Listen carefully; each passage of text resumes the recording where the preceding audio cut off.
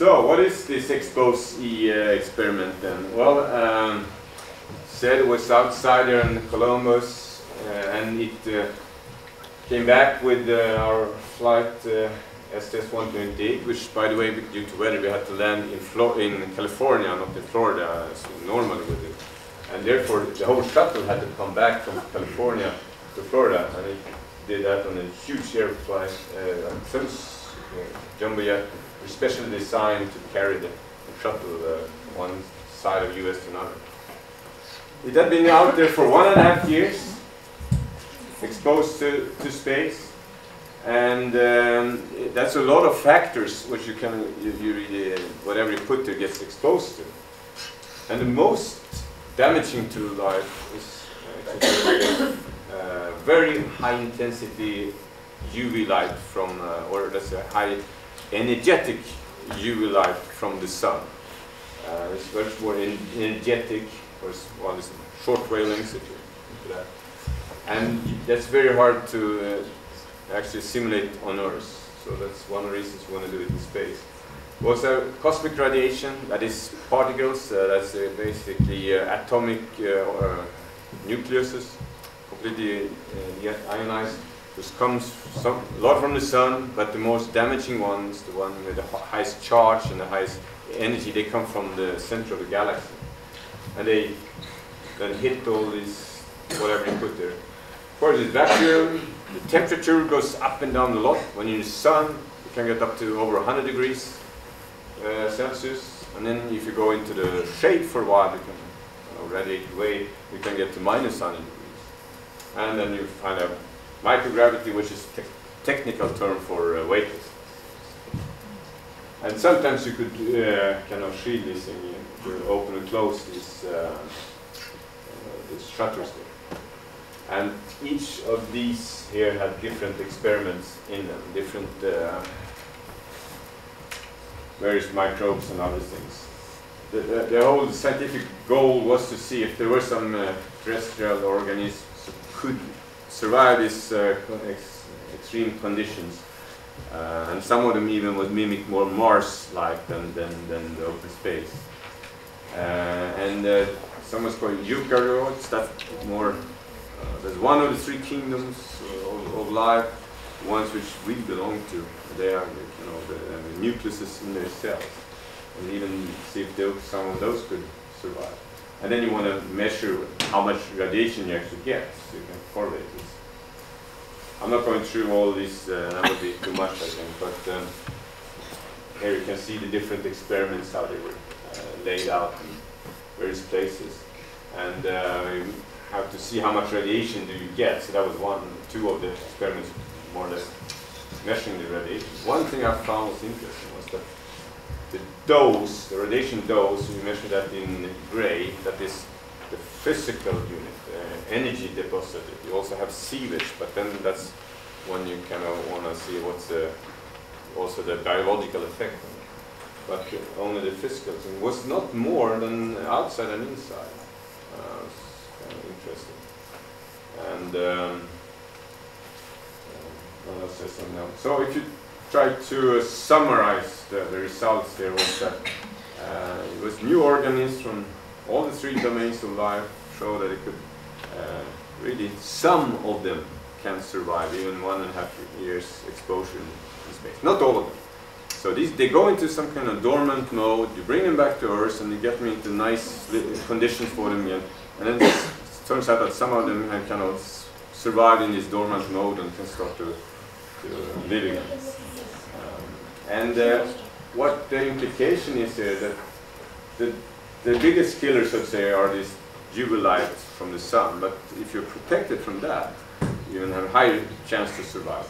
And then there's this theory called the Panspermia Theory, that life has originated from another place in the universe and come to Earth, or they could actually migrate from Earth to somewhere else. This gives some credibility to that could actually be the case. It's also kind of a problem. If we want to go to Mars and bring back things and see if we have life on Mars, we don't want to bring back something we put there ourselves. So we try to make everything very sterile when we send it over there, but it's actually not so easy as you may think to make it sterile. A bit of the history of this exposure or astrobiology program. It started before this exposé for ESA. ESA sent some experiment on Russian satellites, which just orbited for a couple of weeks, unmanned, and it came back. That was called Biocan, and there also had something called tardigrades. These are actually small animals. Really, I mean, it's not microbes and things, animals called water bears. And they survived, you know, okay, that was 2 weeks only. And also lichens or something survived, even including the UV light. And now what this did here now with exposé was that even 1.5 years some can survive. And this program is continuing. Expose-E came back in 2009, then Expose-R, which just recently finished after being up on the outside of the Russian module Siesta. You can see this Expose-R, and that's why it's called R for Russian, but most of the experiments are still European. That analysis has only started, so we don't have any results yet. But the results from Expose-E are now going to be published, all of them in one issue of some astrobiology journal. And then we are preparing for the next one, which we call Expose-R2. It'll probably go up in 2017. Now this shows a little bit of summary. These are the 3 domains of life: bacteria, archaea, and eukarya. And this is where you have all the animals, and then including humans. And here are some various organisms from these 3 groups that all have shown some survivability in space. Very interesting. And after Expose-R2, we are just selected a new experiment called OreoCube, which will look not only what you bring it back and see what happens, we'll even take data while up there and transmit the data down to Earth through some spectrometers sitting below. So you have samples in here in these things, and below here is a spectrometer, and that will measure changes over time in some organic molecules which will be exposed to space. So, all right, so now that's enough of exposure, and I'll say a little bit more in general of the space station and the science we do there. So this is space station. It's up there orbiting Earth around almost 400 kilometers altitude.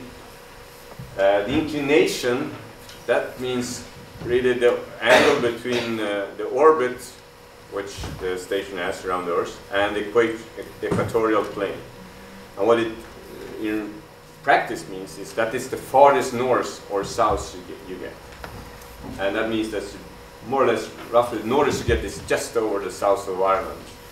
And sure enough, you can see Ireland from ISS, and it was very nice to see you came over from Atlantic, and the first thing you see of Europe sometimes is Ireland. Nice green island, you know that. And the station is big. This is 100 meters here, and about 80 meters there. People are living inside these cylinder boxes at the normal atmosphere. And the crew now is 6 since a couple of years. It took quite a long time to build. It was launched first piece in 1998, and then was permanently manned in November 2000. And so for 11 years it's been permanently manned up, and people are there. The normal stay for 5 to 6 months. It's kind of a long duration. The power you get from the solar rays, so it's very environmentally friendly from that point of view. And that gives about 80 kilowatts altogether. 400 tons is the mass, so that's why it took a long time to build it and everything after. Well, on the space station, now we built it partly because we want to learn to live in space, to build in space, prepare the humans for going further, but we build it as a laboratory. And to do the science there in Europe, in ESA, we have a program called the ELIPS, European Life and Physical Science Research Program. And this is to kind of benefit from that and bring back knowledge. This program, I need to say a little bit of my employer also, ESA, and this program. So ESA is the European Space Agency. Member states of most of Western Europe, including Ireland, as you can see, and but not everything we do in ESA, everyone has to participate in paying to. There's some things everyone has to, but the space station, for example, not everyone paid to build it and pays now for keeping it running. It was 10 countries. And the science program I mentioned, ELIPS, the same thing there. There are more who participates in that one. We have 15 countries highlighted in yellow here, and it also includes Ireland. Happy for that. And particularly happy because this is what I'm working with now. I'm not working actively as an astronaut anymore. This now we're kind of waiting for how much money will we get next time. We will get money every 3 to 4 years when ministers from these countries meet and decide upon it. The next time will be in about a year from now. Yes, we do most of the science, or the most important one, on ISS. And then in particular in the Columbus laboratory. But we use a lot of other, what we call platforms also. A lot of science is due to utilizing the microgravity, the weightlessness, but not always do you need long time weightlessness. You can maybe be enough with a few seconds, you can do some experiments. And then you can use a drop tower. You can just bring it up here and let it fall down. Weightlessness is the same thing as free fall. It's just, there's nothing kind of keeps you feeling the gravity from Earth. Nothing locks you. That you have weightless. You can see there. I was weightless there for about a fraction of a second. So just falling is weightlessness. If you need a little bit more time, you can go in a parabolic flight. You can get up to 20-25 seconds. You can do it many times after each other. It's a huge roller coaster, which you fly around like that for a couple of hours. And you better take a pill before that, otherwise But that's very fun, and it also can give you some very good science.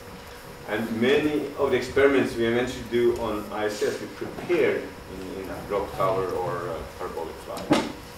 And there's actually Irish scientist,